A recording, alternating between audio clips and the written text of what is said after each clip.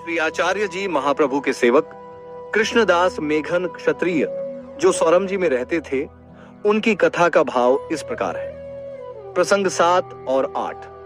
प्रसंग 7। एक बार श्री आचार्य जी श्री बद्रीनाथ जी के मंदिर में पधारे।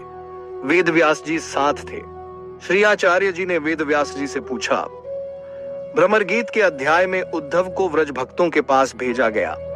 उस प्रसंग में आधा श्लोक कहा। वह श्लोक आत्मवाद भक्त वशत्वाद सत्यवाक्यत्वात्र भावतः, उसकी टीका श्री आचार्य जी ने पहले ही की थी। वेद व्यास जी ने सुनकर कहा, आप धन्य हैं। फिर श्री आचार्य जी महाप्रभु श्री बद्रीनाथ जी के मंदिर में पधारे। उस दिन वामन द्वादशी थी।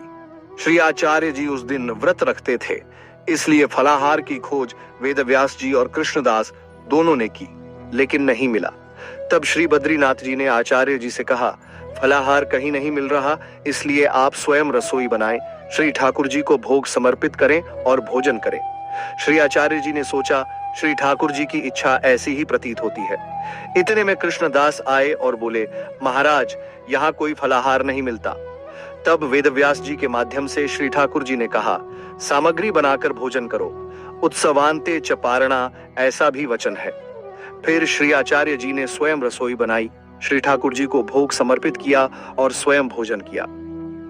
उस दिन के बाद वामन द्वादशी के दिन व्रत नहीं रखा जाता। फिर श्री आचार्य जी श्री बद्रीनाथ जी से विदा लेकर कृष्णदास को साथ लेकर पधारे। भाव प्रकाश। फलाहार न मिलना, इसका कारण यह था कि यदि श्री आचार्य जी चाहें तो सब कुछ मिल सकता है। फिर भी वेदव्यास जी और कृष्णदास जैसे खोजने वाले हों, तब भी फलाहार इसलिए नहीं मिला क्योंकि श्री आचार्य जी के मन में उत्सव की सामग्री बनाने की भावना थी। ऊपर से मर्यादा रखने के लिए फलाहार कहा गया, इसलिए वेदव्यास जी के माध्यम से ठाकुर जी ने कहलवाया। प्रसंग 8। जब श्री आचार्य जी ने आसुर व्यामोह लीला की, तब कृष्णदास ने भी वियोग में देह का त्याग किया।